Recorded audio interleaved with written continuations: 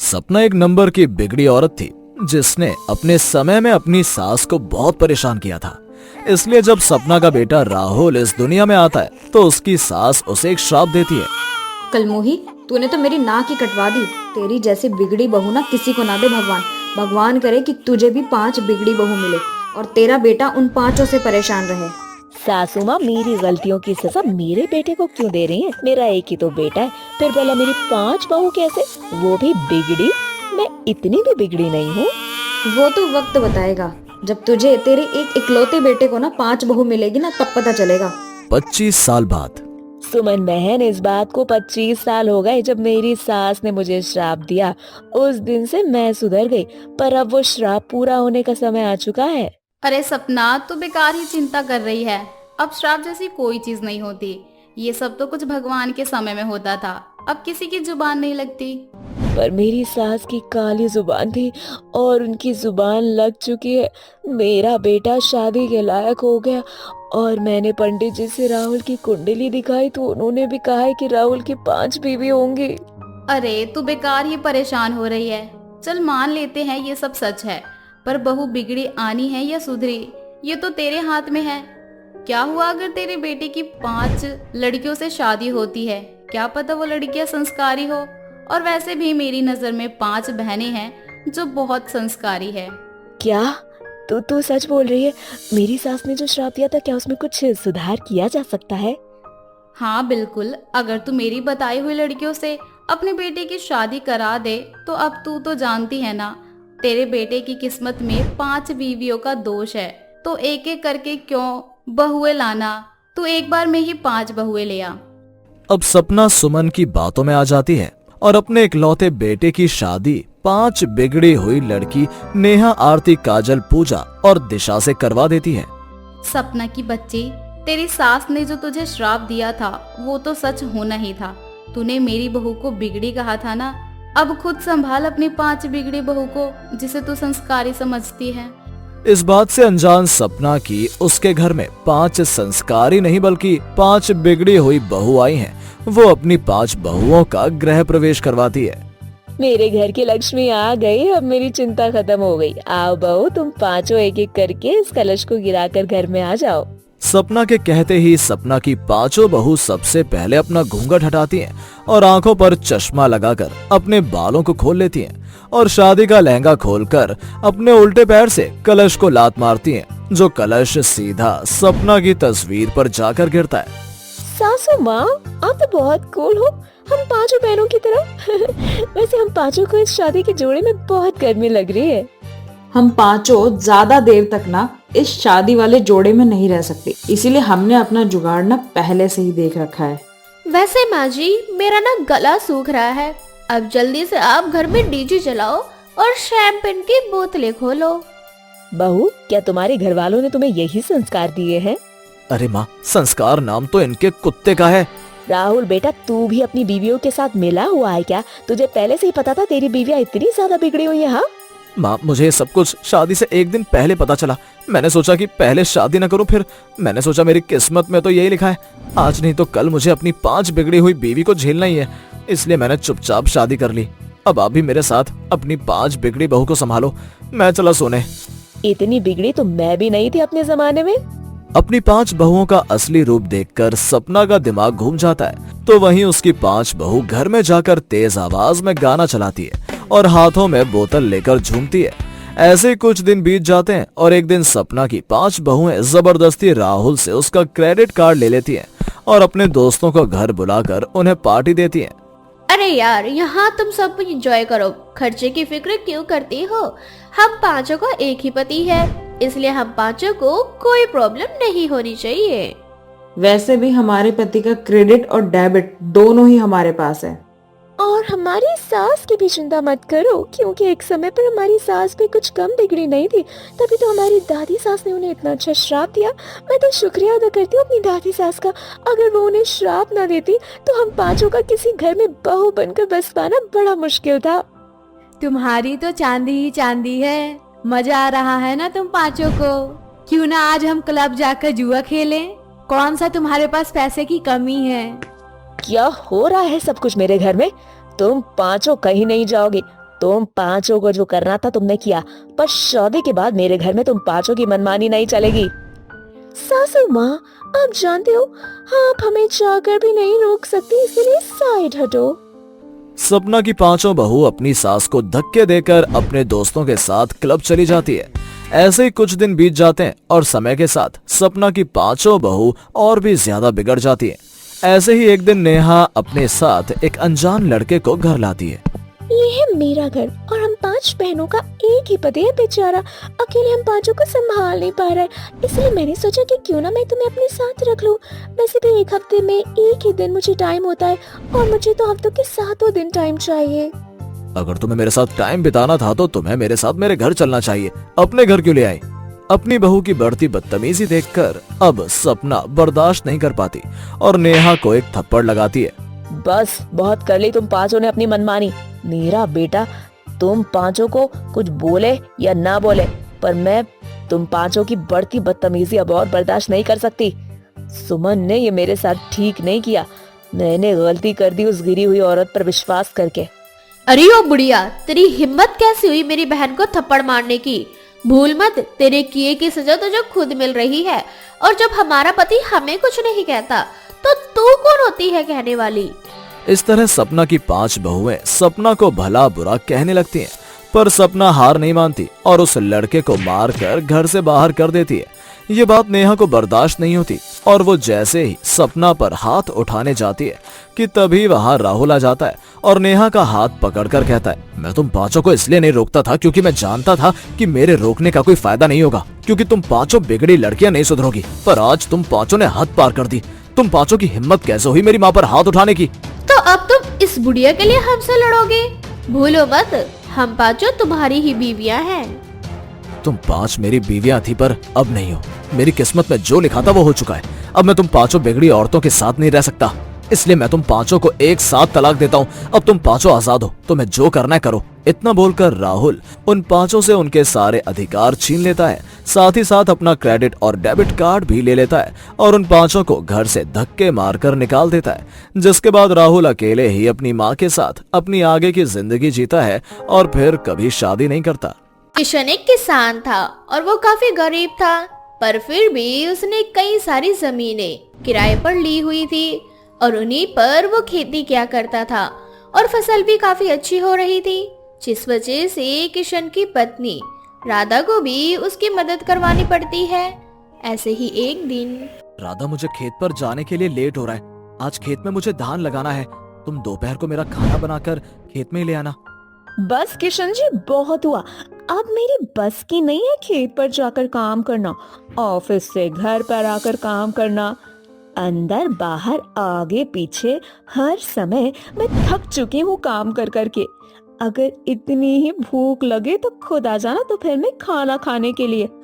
अरे नाराज क्यों होती हो? मैं खुद आ जाऊंगा दोपहर में खाना खाने। अब तो ठीक है। इस तरह से किशन खेत में काम करने के लिए चला जाता है और राधा घर का सारा काम ऐसे ही छोड़कर सो जाती है। दोपहर को जब किशन घर आता है तो वो देखता है कि राधा आराम से सो रही है और उसने कोई काम नहीं किया। अरे राधा, तुमने अब तक घर का काम नहीं किया और ना ही खाना बनाया है। सुबह से दोपहर हो गई, मैं सुबह भी खाकर नहीं गया था। मुझे बहुत भूख लगी है, अब जल्दी से खाना बना दो। देखिए किशन जी, मेरी तबीयत आज कुछ ठीक नहीं है और वैसे भी मैं आपसे ज्यादा काम करती हूँ, इसीलिए एक दिन आप खुद खाना बना लो और मुझे आराम करने दो। और हाँ, मेरे लिए भी खाना बना देना। इस तरह से राधा सो जाती है। अब ये सिलसिला इसी तरह से जारी हो जाता है और अब किशन को ही घर का और बाहर का काम संभालना पड़ता है। समय के साथ राधा के अंदर आलस भी बढ़ने लगता है। ऐसे ही एक दिन, राधा, तुम बहुत आलसी हो चुकी हो। मैं अकेला इंसान इतना सब कुछ कैसे संभालूंगा? आप बोलना क्या चाहते हैं कि मैं कोई काम नहीं करती? अगर ऐसे ही है तो दूसरी बीवी ले आओ, अपने आप पता चल जाएगा कि आपको कितनी अच्छी बीवी मिली है। अगर ऐसी बात है तो ठीक है, मैं दूसरी शादी कर लूंगा और तुम देखना कि कैसे मेरी दूसरी बीवी मेरा ख्याल रखेगी। फिर मत कहना कि मेरे लिए सौतन ले आए। अरे भला, मुझे क्यों परेशानी होगी मेरी सौतन आएगी तो? बल्कि मैं तो खुश होंगी सौतन के नाम पर कि मेरे घर में नौकरानी आ गई और ये सारा काम कर लेगी। मैं तो खुश हूँ। जाओ जाओ, ले आओ मेरी सौतन। राधा को जरा भी फर्क नहीं पड़ता कि किशन दूसरी शादी करने वाला है। बहुत जल्द किशन दूसरी शादी कर लेता है, ये सोचकर कि उसकी दूसरी बीवी उसका बहुत ख्याल रखेगी। और कुछ दिनों तक ऐसा होता ही है। पर जब इसकी दूसरी बीवी अंकिता अभी घर का काम करके थक जाती है, तो राधा को देखकर वो भी आलसी बनने लगती है। और उसका आलस से एक दिन किशन अंकिता से बोलता है, अगर मुझे पता होता कि मेरी दूसरी बीवी भी पहली बीवी की तरह बनेगी तो मैं दूसरी शादी कभी नहीं करता। मैंने सोचा था कि शायद तुम मेरा ख्याल रखोगी, पर आज मैं समझ चुका हूँ कि बीवियां अपने पति का ख्याल नहीं रखती बल्कि उनका दिमाग खाती हैं।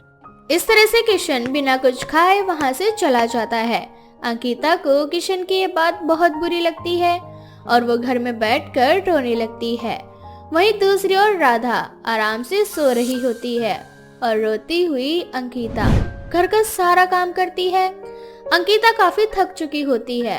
अब उसे खाना लेकर खेत भी जाना था, पर उसकी हिम्मत नहीं हो रही थी। पर फिर भी जैसे तैसे अंकिता हिम्मत करती है और जैसे ही घर से बाहर निकलती है कि तभी वहाँ एक बुढ़िया आ जाती है। अरे बेटा, मुझ भूखी को कुछ खाने को दे दो, मैं 2 दिनों से भूखी हूँ। माँ जी, मैं आपको खाना दे देती, लेकिन ये खाना लेकर मुझे सबसे पहले अपने पति के पास जाना है। और वैसे भी मैं बहुत ज्यादा थक चुकी हूँ, मैं दोबारा घर के अंदर जाकर आपके लिए खाना नहीं निकाल सकती। बेटा, लगता है तुम घर के और खेत के काम से काफी परेशान हो चुकी हो। अगर तुम्हारे हाथ लंबे हो जाए तो कैसा रहेगा? अगर मेरे दोनों हाथ लंबे हो जाए तो मैं एक जगह बैठे बैठे ही घर का सारा काम कर लूंगी, किशन जी की मदद भी कर लूंगी। लेकिन अब ये हाथ लंबे थोड़ी ना हो सकते हैं। बेटा, तुम मुझ बुढ़िया का पेट भर दो, फिर देखना इस बुढ़िया के आशीर्वाद का कमाल। अब अंकिता अपना आलस छोड़कर उस बुढ़िया को खाना खिलाती है और बदले में वो बुढ़िया अंकिता को लंबे हाथों का आशीर्वाद देकर वहाँ से चली जाती है। अपने लंबे हाथ देखकर अंकिता बहुत खुश होती है और घर में जाकर अपनी सौतन राधा को दिखाती है।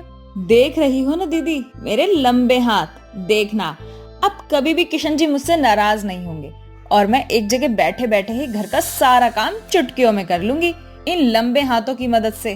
अरे वाह, ये तो बहुत अच्छी बात है। अब तो मैं बस पूरे दिन बिस्तर पर पड़ी रहूंगी और काम खत्म करने के बाद तुम मेरा सर भी दबा देना।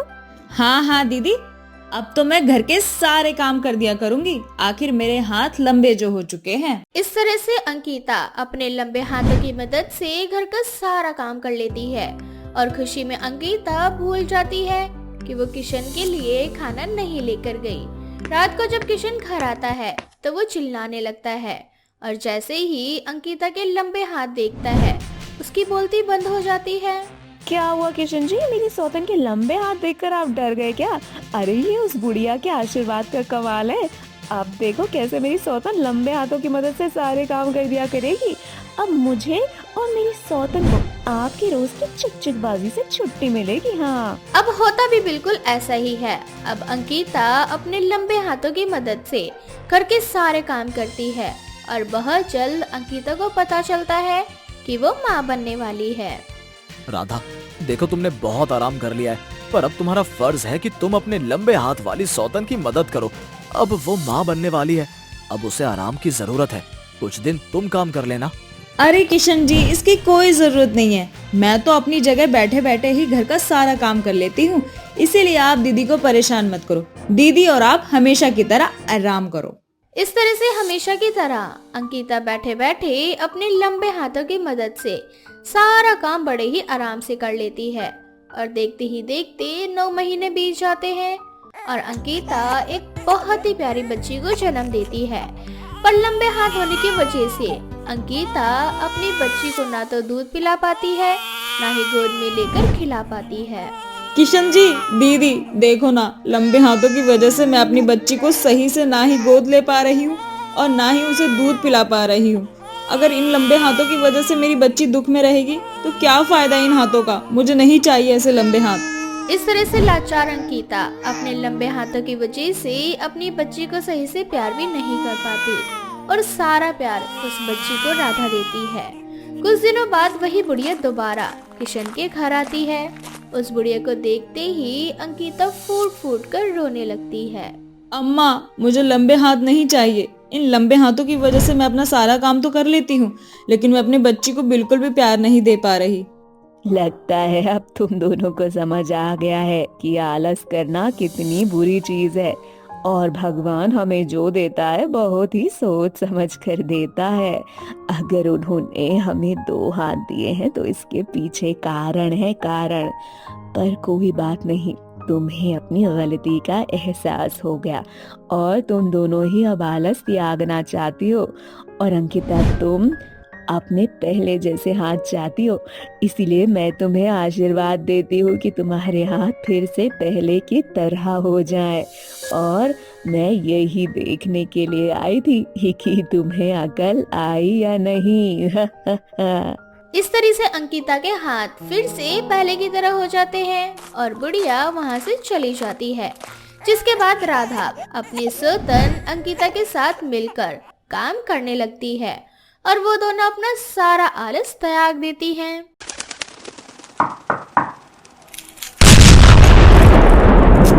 चूचू चिड़िया की कहानी। ये कहानी है चिंकी चिड़िया की, जो कि एक बांझ थी। उसकी कोई संतान नहीं थी, जिस कारण उसको उसके ससुराल वाले बहुत खरी खोटी सुनाते थे। ऐसे ही एक दिन चिंकी के घर उसकी पड़ोस की पीहू चिड़िया मिठाई लेकर आती है।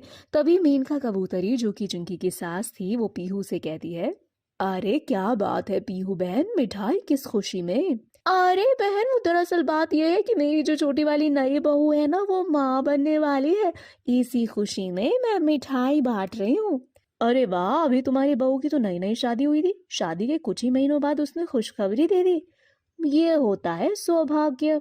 हाँ, ये बात तो तुमने बिल्कुल सही कही। सबका सौभाग्य मेरी तरह तो होता नहीं है, वरना यहाँ बहुत लोगों की बहुएं ऐसी हैं जिनकी शादी को तो करीब 10-12 साल हो चुके हैं, लेकिन अभी तक उन्होंने अपनी सास को कोई खुशखबरी नहीं दी। चलो, ये तो बहुत अच्छी बात है कि तुम्हारी बहुओं ने तुम्हें बहुत जल्दी खुशखबरी दे दी। भगवान उसको सही सलामत रखे और एक स्वस्थ बच्चे तुम्हारी बहू को हो। पीयू के जाने के बाद मेनका चिंकी को बहुत सुनाती है और कहती है, देख लिया तूने, अरे हमारे पूरे समाज में नाक कटवा के रख दी। सारी बिरादरी में सब हंसते हैं मुझ पर कि तेरी बहू बांझ है। अरे अगर मुझे पहले ही पता होता ना कि तू ऐसी है, तो मैं तुझे इस घर की बहू बनाकर कभी नहीं लाती। मेरा भी मन करता है कि मेरे घर में बच्चे हो। माँ जी, मन तो मेरा भी करता है, लेकिन ये सारी चीजें मेरे हाथ में थोड़ी ना है। मैं तो भगवान से सिर्फ प्रार्थना करती हूँ, अब तो मेरी गोद में एक छोटा सा बच्चा दे दो। सब्र का बांध टूटा जा रहा है। मेरा तो दिल करता है कि कभी कभी अपनी जान भी दे दो। ऐसी जिंदगी जीने का क्या ही मतलब, जहाँ माँ बनने का सुख प्राप्त ना हो। तेरे से ज्यादा बदकिस्मत तो मैं हूँ। सब लोग मेरा मजाक बनाते हैं कि क्या बीतती है मेरे ऊपर, ये नहीं जानती। बड़े अरमान थे मेरे कि जब मेरी बहू आएगी तो मुझे नाती पोता खिलाने को मिलेगा, लेकिन अफसोस कि अरमान सिर्फ अरमान ही रह गए। बेचारी चिंकी आए दिन किसी न किसी के मुंह से ताने सुनती ही रहती। ऐसे ही समय बीतता जाता है। एक दिन चिंकी रोते हुए मंदिर जाती है। उस मंदिर में रोते हुए वो भगवान से प्रार्थना करती है और कहती है, हे प्रभु, ऐसा कौन सा पाप किया था मैंने जिसकी सजा आप मुझे अभी तक दे रहे हो? या तो मुझे अपने पास बुला लो या मुझे माँ बनने का सुख दे दो। मैं बहुत परेशान हो चुकी हूँ, अब जीने का मन नहीं करता। तभी वहाँ पर एक बूढ़ी चिड़िया आती है और वो बूढ़ी चिड़िया चिंकी से कहती है, अरे बेटा, मेरी मदद करो। मुझे तुम्हारी मदद की जरूरत है, मेरे साथ चलो। क्या हुआ माँ, सब ठीक है ना? बेटा, मुझे बताने का बिल्कुल भी समय नहीं है, तुम बस मेरे साथ चलो। तुम्हें खुद ब खुद सब कुछ पता चल जाएगा कि आखिर बात क्या है। ठीक है अम्मा। वो बूढ़ी चिड़िया चिंकी को एक घर ले जाती है जहाँ पर 12 छोटे छोटे बच्चे होते हैं। उन बच्चों को देखकर चिंकी हैरान रह जाती है और उस बूढ़ी चिड़िया से कहती है, क्या बात है अम्मा, सब ठीक तो है ना? ये इतने सारे बच्चे किसके हैं? बेटा, मेरे पास ज्यादा टाइम नहीं, बस मैं इतना कहना चाहती हूँ, अब इन 12 छोटे छोटे बच्चों की माँ तुम हो। तुम्हें इन्हें कैसे भी पालना है और बड़ा करना है, क्योंकि इन बच्चों का मेरे अलावा इस दुनिया में कोई नहीं था और अब मेरा भी समय आ चुका है जाने का। इतना बोलकर वो बूढ़ी चिड़िया वहां से गायब हो जाती है। चिंकी चिड़िया को बिल्कुल भी समझ नहीं आ रहा था कि वो इतने नन्हे नन्हे छोटे बच्चों को अपने साथ लेकर घर कैसे जाए। तभी उसे एक टोकरा नजर आता है और उस टोकरे को अपने सर पर उठाकर घर ले आती है। ये सब देखकर मेनका कबूतरी चिंकी से कहती है, ये सब क्या है बहू, ये किसके बच्चे हैं? चिंकी अपनी सास को सारी बात बताती है, जिसके बाद ये सब सुनने के बाद मेनका खुशी से चिंकी से कहती है, ये सब भगवान का करिश्मा है और तू हमेशा से यही सोचती थी ना कि तेरी झोली में एक बच्चा तो होना ही चाहिए था, लेकिन भगवान ने देख तुझे 12 बच्चों की माँ बना दिया। अब इन बच्चों की देखभाल तुझे सच्चे दिल और सच्चे मन से करनी होगी, इनको कोई कमी नहीं होनी चाहिए। अब जो लोग मेरा मजाक बनाते थे उन लोगों को मैं दिखाऊंगी अपने 12 बच्चों की दादी हूँ मैं। माँ जी आप बिल्कुल सही कह रही, मुझे भी बहुत खुशी मिल रही है इन बच्चों को देखकर। इस तरह से दोनों सास बहू मिलकर उन 12 बच्चों का ख्याल रखती हैं। ऐसे ही समय बीतता जाता है। एक दिन मेनका कबूतरी चिंकी से कहती है, अरे चिंकी बहू मैं क्या सोच रही थी, चल जरा मार्केट चलकर इन बच्चों के लिए अलग अलग सुंदर सुंदर कपड़े लेकर आते हैं। अब ये थोड़े बड़े हो चुके हैं, इनके ऊपर जो आजकल के थोड़े फैशनेबल कपड़े होते हैं ना वो अच्छे लगेंगे। तो माँ जी अगर हम दोनों जाएंगे तो बच्चों को कौन देखेगा? एक काम करो आप चले जाओ, अपनी पसंद से कपड़े ले आना, मैं घर पर इन बच्चों को देख लूंगी। अच्छा ठीक है, तू जरा इनका ध्यान रखना, मैं मार्केट से इनके लिए कपड़े लेकर आती हूँ। इतना बोलकर मेनका कबूतरी मार्केट जाती है। चिंकी बच्चों के साथ खेल कूद में लग जाती है। उसे बच्चों के साथ बहुत अच्छा लग रहा था। थोड़ी देर बाद चिंकी बच्चों को सुलाकर किचन में खाना बनाने लगती है। मेनका कबूतरी भी मार्केट से कपड़े लेकर आ जाती है। मेनका चिंकी को कपड़े देते हुए कहती है, अरे चिंकी बहू ये देख मैंने अपने सभी बच्चों के कपड़े ले आई, जरा देख तो कैसे लग रहे हैं। अरे माँ जी ये तो बहुत सुंदर कपड़े, चलो चलो बच्चों को पहना कर देखते हैं कि उनके ऊपर कैसे लगते हैं। दोनों सास बहू मिलकर जैसे ही कमरे में जाती हैं वो देखती हैं कि 12 के 12 बच्चे वहां से गायब हो चुके हैं। ये देखकर दोनों सास बहू हैरान रह जाती हैं और तभी चिंकी रोने लगती है और रोते हुए मेनका से कहती है, माँ मेरे बच्चे कहाँ चले गए? भगवान ने बड़ी मुश्किल से तो मुझे खुशी दी थी और अब ये खुशी एकदम से कहीं गायब हो चुकी है, इसे क्या हो रहा है माँ जी? दोनों सास बहू मिलकर रोने लगती हैं। तभी वहां शिवजी प्रकट होते हैं और शिवजी बड़े ही प्रसन्न होकर चिंकी से कहते हैं, दुखी मत हो चिंकी, मैं तुमसे बहुत ज्यादा परेशान हो चुका हूँ और इतने दिनों तक तुम जिन 12 बच्चों की सेवा कर रही थी वो दरअसल मेरे ही 12 रूप थे। गरीबी में भी तुमने उन बच्चों को बहुत ही अच्छे से पाला पोसा और बड़ा किया। उन बच्चों के पीछे मैं छुपा हुआ था और तुम मेरी ही सेवा कर रही थी। मैं तो सिर्फ तुम्हारी परीक्षा ले रहा था, तुम इस परीक्षा में सफल हो। मैं तुम्हें वरदान देता हूँ, तुम जल्दी ही अपनी कोख से एक स्वस्थ बच्चे को जन्म दोगी। इतना बोलकर भगवान शिव वहां से चले जाते हैं। ऐसे ही समय बीता जाता है और एक दिन पता चलता है कि चिंकी माँ बनने वाली है। पूरे घर में खुशियों का माहौल था। चिंकी की सास और उसका पति दोनों मिलकर चिंकी की खूब सेवा करते और देखभाल करते करते 9 महीने बीत जाते हैं। 9 महीने बाद चिंकी एक बहुत ही स्वस्थ बच्चे को जन्म देती है। इस तरह से वो सभी अपने जीवन में हंसी खुशी आगे बढ़ते हैं।